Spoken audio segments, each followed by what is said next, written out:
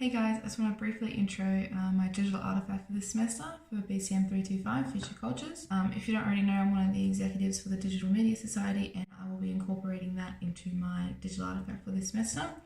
As I'm the secretary, I mainly work with sort of the liaison between members and the online profiles that we've got set up, and sort of supporting the rest of the executive team, especially the president, which is Callum.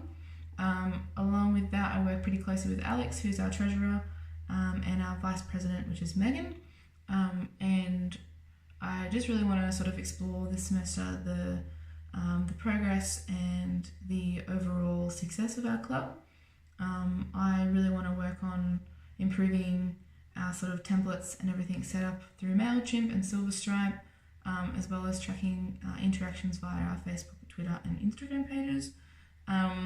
I think it would be really good to sort of set up some helpful structures for any future secretaries or executive team members. As we are a fairly new club, this is sort of something that is playing on the executive team's mind at the moment. Is just sort of setting up everything to be progressive for the future. As well as that, we're the only club for communication and media students.